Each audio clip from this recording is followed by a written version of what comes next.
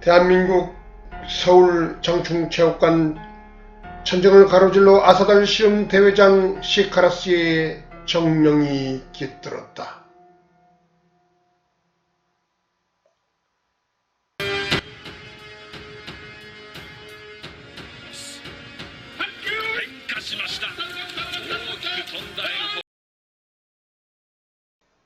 자, 그럼 중국의 이와 같은 팽창적 문화 공작에 대한 맞불로서 우리 한국인은 무엇을 해야 할까요? 그런 의미에서 카라연합의 구조와 창작 슬라이드 매트를 가지고 한국인의 미래를 그려보는 시간을 갖도록 하겠습니다.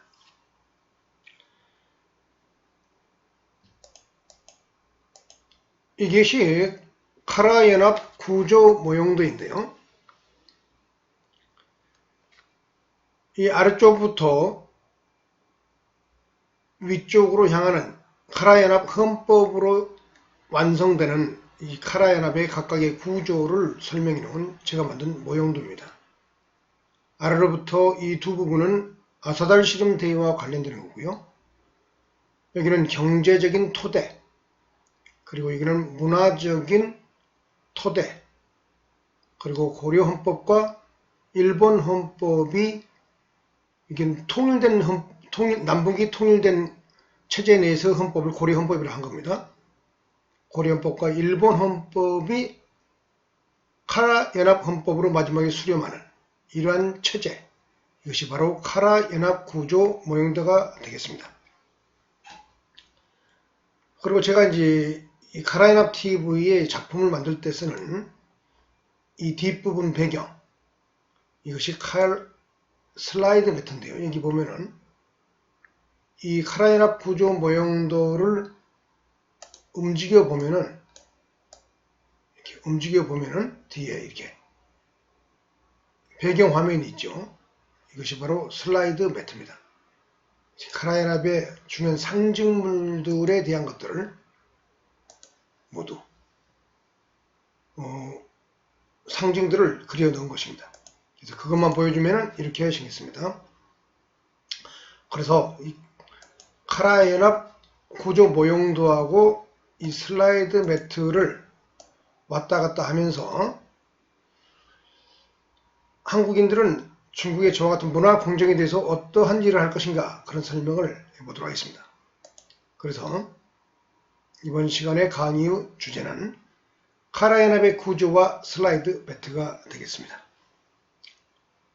이게 쭉 둘러서 그림들이 보이죠. 이 그림들을 제가 설명해 나가겠다 이겁니다.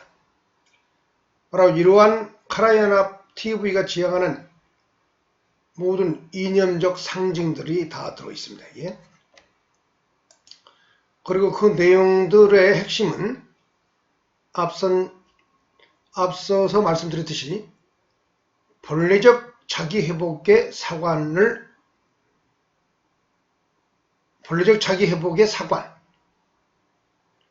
힘과 의지의 미학이 깃든 사관, 그러한 사상체계 속에서 만들어진 슬라이드 매트다, 이렇게 설명할 수 있겠습니다.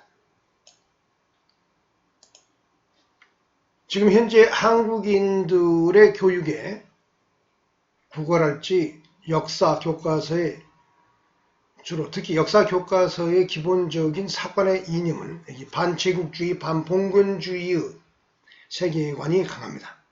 왜 그러냐면 우리가 일제의 식민지 경험이 있었기 때문에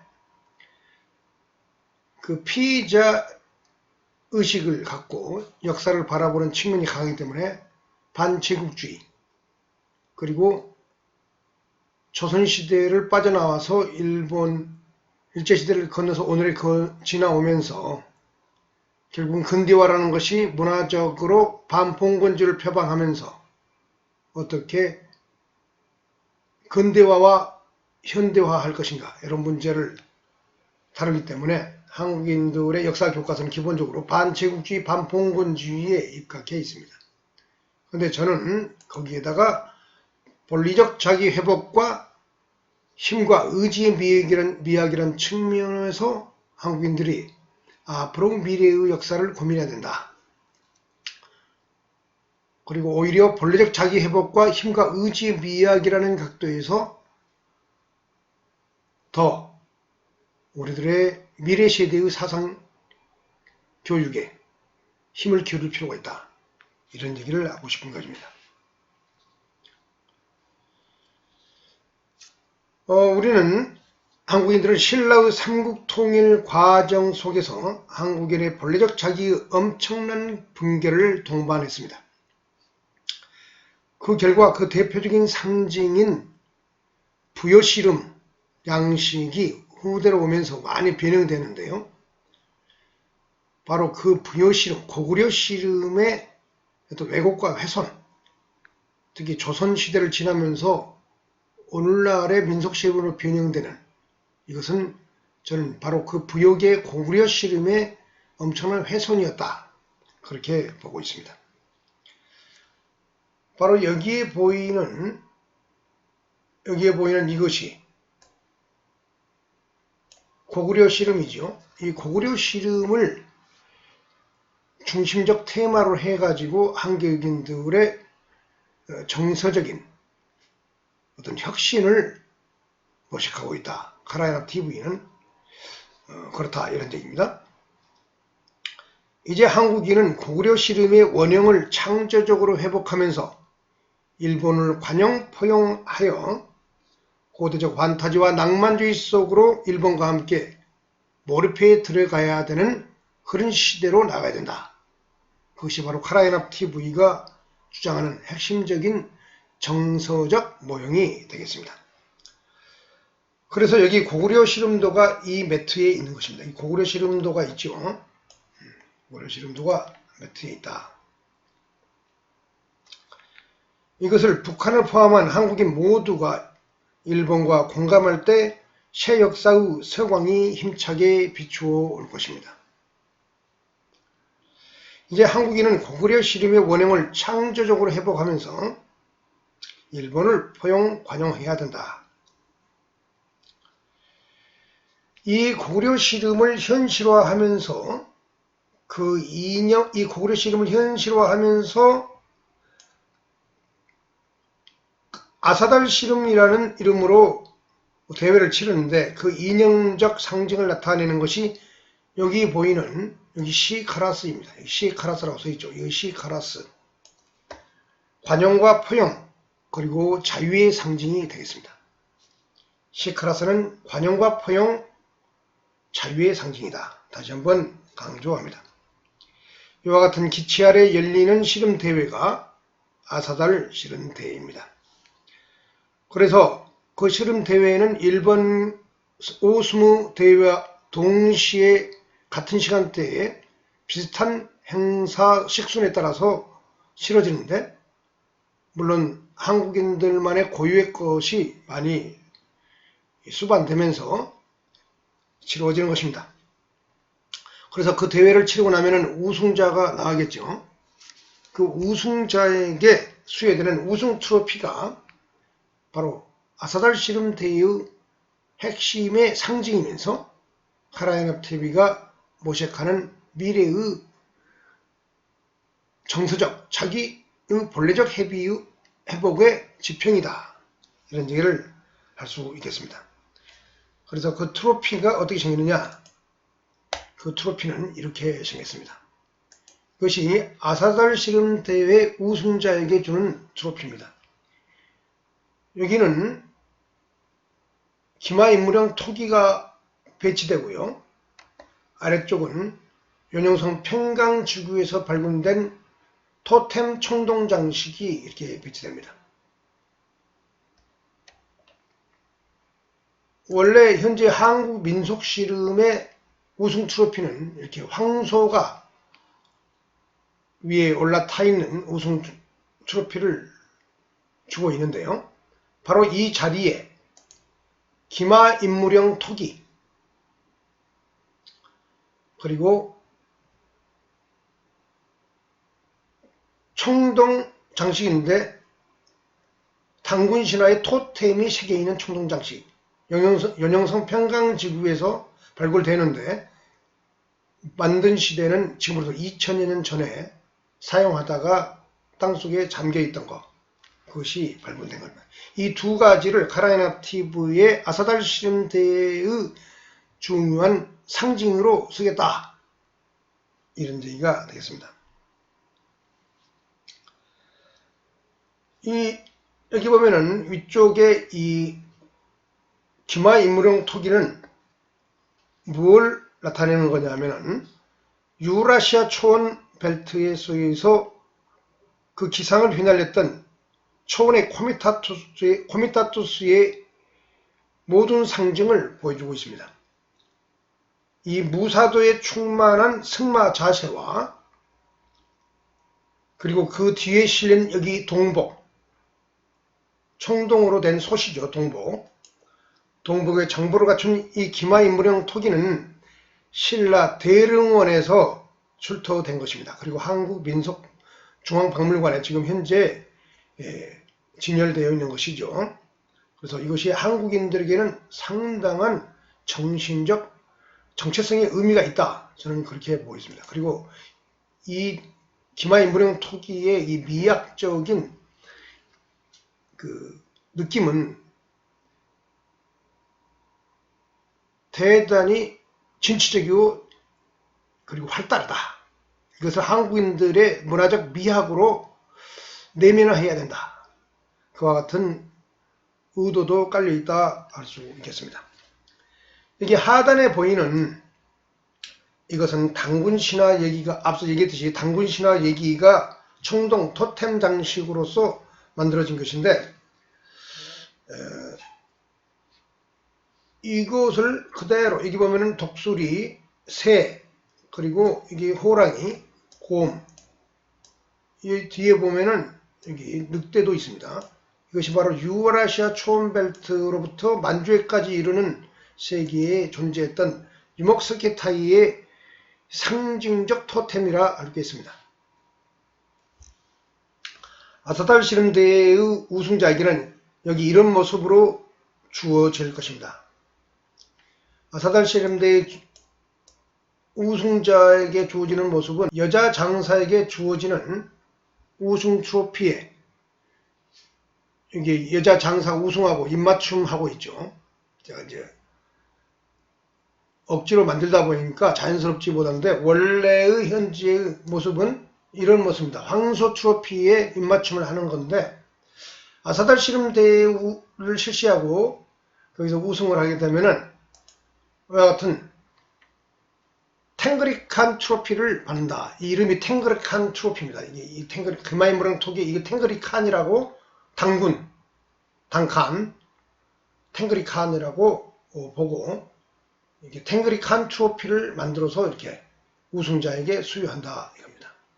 남자 장사가 우승했을 때는 또 이러한 또 트로피를 들고 있는 남자 장사의 늠름한 모습에 같은 자기 스스로를 자축하는 그런 모습으로서 이 트로피가 주어진다. 이것이 원래 모습인데, 이게 황소를 받은, 현재 이제 천하장사가 돼가지고 황소 트로피를 받았는데, 이 황소 트로피 민속 씨름의 이러한 좋게 말하면 민중적인 건데요. 이게 이제 한국인으로서의 어떤 국가적인 그리고 민족적인 어떤 활달한 기상의 의미는 가지고 있지 않습니다. 그래서 거기에 이와 같은, 지나친 제가 국소주의를 강조하는 사람은 아닌데, 민중주의도 중요하지만은 어떤 자연적 귀족주의에 기반한 무사도, 그리고 한국인들의 정체성의 뿌리, 이런 코미타투스가 기마인물형 토기가 얹혀져 있는 이 트로피를 아사달 시름대에서는 수여하게 된다, 이런 얘기를 하고 싶습니다. 그 다음에 여기에 다음으로 설명할 것은 이 돈인데요. 이렇게 보면 5만 카라라고 쓰여 있습니다. 5만 카라. 이게 5만 카라짜리 돈입니다. 이 5만 카라짜리 지폐는 한일 경제 통합과 한국과 일본의 경제 통합과 자유 왕래의 상징을 나타낸 것으로서 체계적인 물적 토대의 장벽을 완전히 상호 개방하는 것을 의미합니다. 그러니까 완전한 한국과 일본이 경제적으로 자유무역을 먼저 실시하고 그 평탄 작업이 이루어진 이후에 유러피안 유니언처럼 완전한 경제 통합으로 나아간다. 그래서 장기적으로는 정치 통합까지도 목표로 하면서 나아간다. 그런데 경제 통합이 먼저 우선이겠죠. 왜냐하면 사람은 현실적인 이해관계가 첫째이기 때문에 그것에 대해서 한국과 일본 사이의 평탄 작업이 우선시 되어야 된다. 그래서 혹자는 여기에 대해서는 심한 거부감을 가질 사람도 많이 있을 것입니다. 그 이행 과정의 다양한 측면에서 우려와 이해 득실이 교차하면서 복잡할 수 있지만 그 장벽을 용기를 갖고 넘어서야 합니다. 옛날의 한국이 아니고 많이 성장한 한국이기 때문에 이제 일본과의 그와 같은 허심탄회한 과감한 용단을 내도 오히려 미래에 보다 큰 그림을 그릴 수 있는 중요한 어떤 토대를 확보할 수 있다. 그런 자신감을 가질 수 있다. 그런 얘기입니다. 바로 그와 같은 경제의 통합적 토대는 안보의 확실한 토대를 마련해 줄 것이고 보다 큰 내수 시장을 구축할 수 있어서 경제의 장기적 안정성을 가져다 줄 수 있을 것입니다. 동시에 한일 간의 환율 격차에서 오는 상대적인 경쟁과 질시의 감정을 근본적으로 제거할 수 있습니다. 지금 현재는 상대적 환율의 차이에 따라서 경쟁 상품 간의 이해 득실에 따라 서로 감정의 골이 생기는데 하나로 통합돼 가지고 하나의 카라라는 화폐 단위를 쓰면서 국제시장에서 하나의 가치로서 결정될 때는 그와 같은 부조리한 측면들을 근본적으로 제거할 수 있다. 그런 얘기가 되겠습니다. 그래서 긴 세계열에서 한일 국민 간의 공감과 이해의 폭을 확장시키는 핵심 이익의 주축으로 작용할 것이다. 그렇게 보고 있습니다. 그래서 화폐의 단위는 카라 연합, 즉 한국의 고대의 원음, 원래의 발음대로 카라로 지어 붙인 것입니다. 그래서 1카라, 2카라, 100카라, 1000카라, 10,000카라. 그래서 여기는 가장 큰 5만 카라짜리로 일단은 상징을 만들어 보았습니다. 재화와 서비스를 교환할 때 한국과 일본의 모든 국민이 이 단위를 사용하는 날을 상상해 보십시오. 정말 가슴 떨리고 벅찬 희망이 몰려오지 않습니까? 그리고 다음으로 이것은 한국과 일본의 문화적 핵심 기제인 한글과 가나를 지금 슬라이드 매트에 넣은 것입니다. 고대로부터 한국인들은 이두, 향찰, 가나 등을 만들어서 생활의 편리와 지식 정보 축적 전달을 위해 문자 개발을 여러모로 시도해 왔습니다. 그 결과 한국은 15세기의 한글을, 일본은 9세기경에 가나를 완성하여 언어 생활의 완성을 기했습니다. 한국인들은 한글을 만들기 전에 이두와 향차를 썼지요.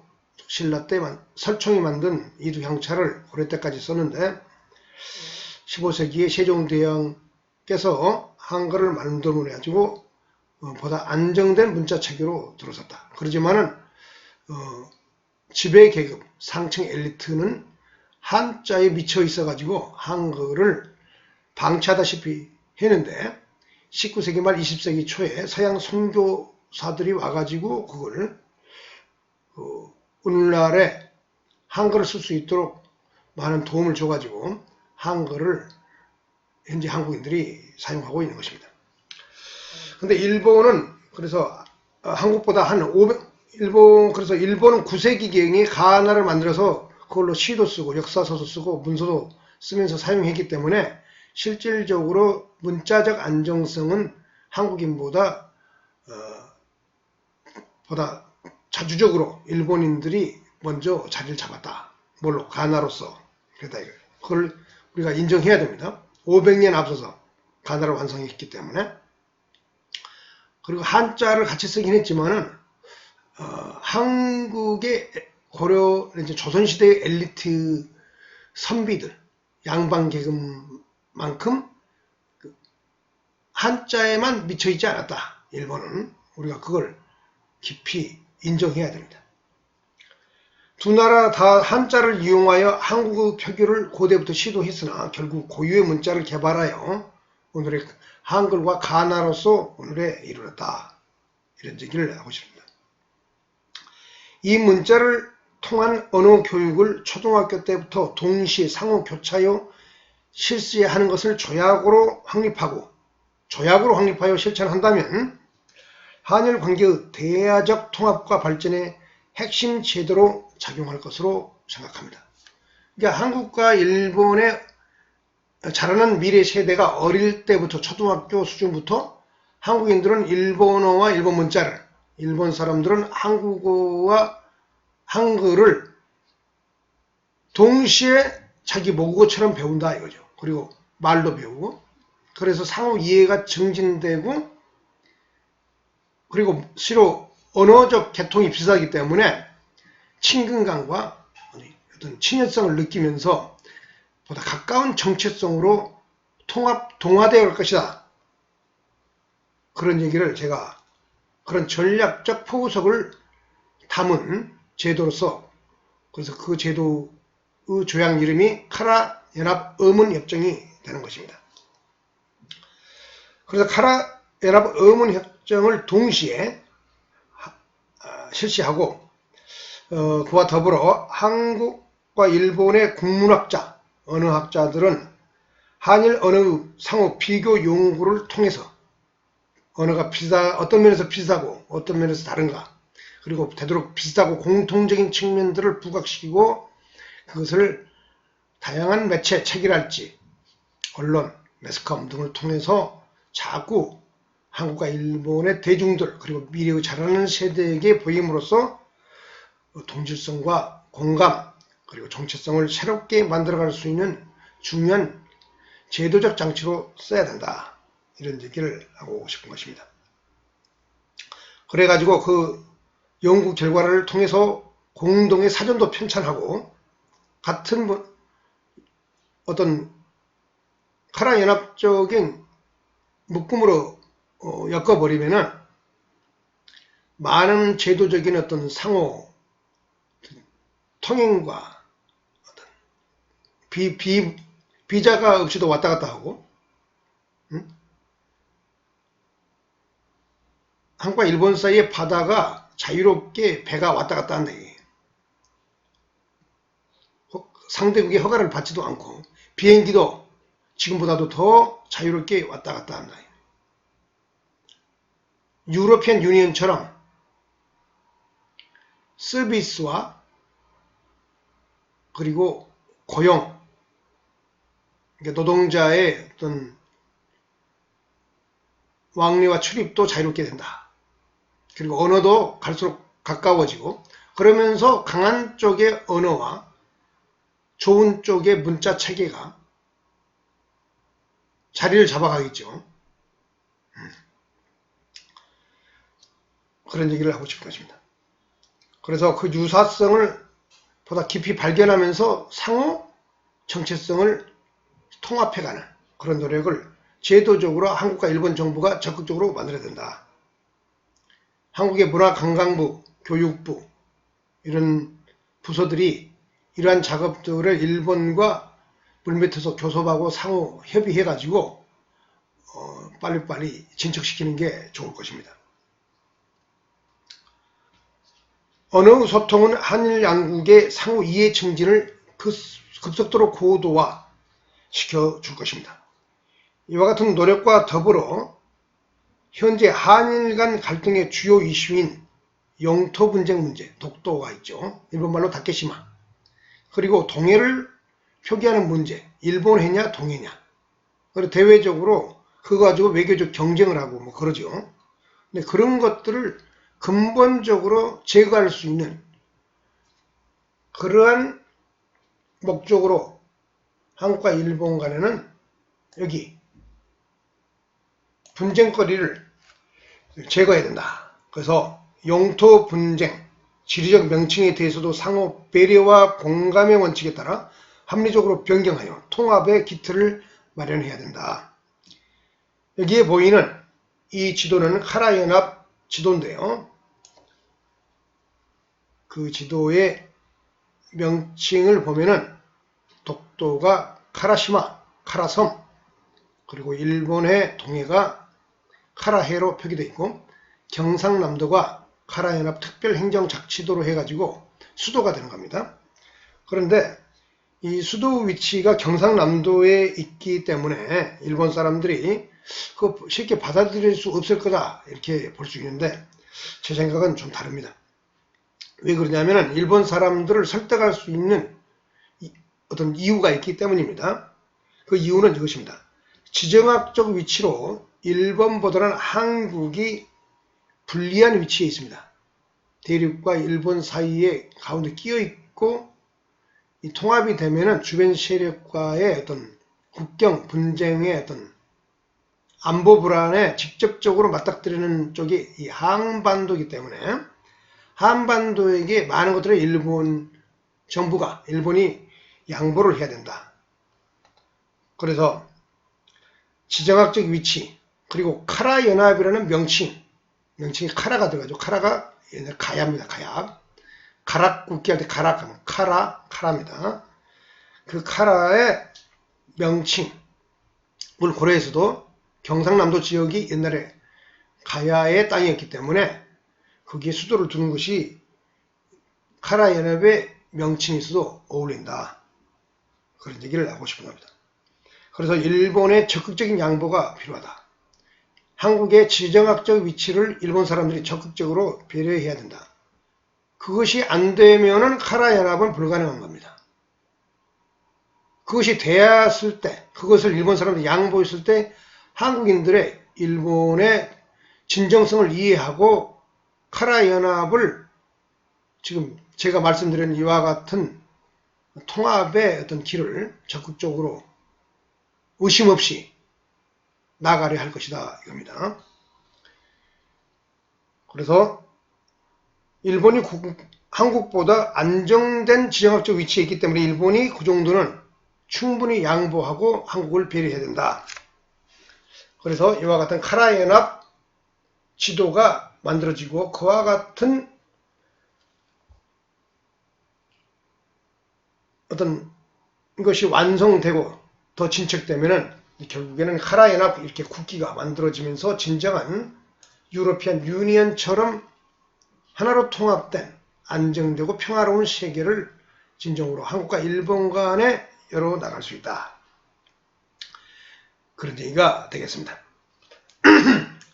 이 밖에도 더 많은 조건이 성숙해야 카라 연합이 가능하겠지만 이 정도만 되어도 여기 보면은 이게 아래로부터 이렇게 카라 연합 아사달 씨름대회와 오스무 대회를 같이 열고 한국은 시카라스를 상징으로 일본은 식면조를 상징으로 이렇게 똑같은 고구려 씨름, 부여 씨름을 부활하는 그리고 같이 하는 그 같은 문화 행사와 함께 하부 구조로서 경제를 통합하고 그 다음에 문화적 토대를 통합하는 장치를 구축하고 그렇게 해서 장기적으로 500년, 100년 지나가게 되면은 결국은 카라 연합 헌법 체계 안에서 안정된 새로운 나라를 건설하고 역사의 새로운 진보를 이루는데 핵심으로 작용하게 될 것이다. 이렇게 보는 것입니다. 이와 같은 성취의 결과는 여기에 보이는 성취의 결과는 이와 같은 헤카라스로 완성될 것이다. 일본어로는 히카라스기, 한국어로는 헤카라스기가 되겠습니다. 이 카라스는 까마귀를 말하는 겁니다. 일본어를 그대로 쓴 겁니다. 왜 그러냐면은 한국의 까마귀는 어감이 별로 안 좋아요. 까만 마귀라는 느낌이, 귀가 귀신 귀자, 마귀 할 때 귀자잖아요. 까마귀, 까만 마귀란 말이에요. 이게 까마귀에 대해서 별로 안 좋은 느낌의 말이에요. 까마귀라는 것은. 근데 카라스는 고대 부여의 계통의 고구려 백제 그리고 일본까지 연결되는 사람들이 썼던 말로서 저는 보고 있습니다. 그래서 카라스, 까마귀, 그리고 카라가 이게 맥계열에서는 맥계열의 상징, 고구려 맥계열의 상징으로서 그 카라라는 고대 카라쿠니, 카라라는 가야의 명칭도 원래는 가야가 카라입니다. 카라. 명칭도 검은색을 상징합니다. 옛날에 서방 중국의 서쪽으로 그 정복에 들어갔던 거란족이 있었는데 그 이름이 카라키타입니다. 그 거란족이 서쪽으로 가가지고 세운 나라가 카라키타이, 지금의 그 티베트 근처에는 세운 나라인데요. 그 카라가 검은색이라는 뜻이에요. 그래서 이 카라라는 게 고대 유목스키타이 이쪽의 문화에서 중요한 어떤 신성한 상징의 색깔이었다, 이런 것을 알 수 있습니다. 그래서 그리고 그 카라는 카라스와 관계가 있습니다. 까마귀. 전문 연구자들의 얘기를 참조해서 제가 만든 것이기 때문에 의심하지 않아도 됩니다. 그래서 헤카라스기, 이름이 한국말로 헤카라스기가 되겠습니다. 그리고 카라스 까마귀는 고구려 시대의 삼조고 태양의 상징이었죠. 그래야 한일 양국은 영원히 안정적이고 우위와 번영이 함께하는 새 역사를 창조해 나가게 될 것입니다. 이와 같은 노력을 한다면 바로 이러한 노력을 통해서 중국의 팽창적 문화 공정을 한국인들이 적극적으로 대처해야 된다. 이러한 노력을 하지 않으면 단단한 의지와 패기 그리고 강력한 정서적 연대를 만들어낼 수 없다. 왜? 여전히 한국인들은 조선시대 500년 동안의 중화 4대주의의 성리학적 문화 전통이 무의식 중에 내면에 깔려있기 때문에 이걸 극복하는 방법은 본래적 자기 회복을 통해서 바로 방금 전에 말씀드렸던 이런 활동을 통해서 극복하는 수밖에 없다. 이런 얘기입니다. 그래서 더 나아가 그 역량을 진취적이고 강력한 무사도적인 그리고 자유주의적인 정신세계로서 새 역사를 창조해 나가야 된다. 이런 얘기를 하고 싶은 것입니다. 이상으로 오늘의 얘기를 마치겠습니다. 감사합니다. 지금까지 조르치는 개설아니었습니다.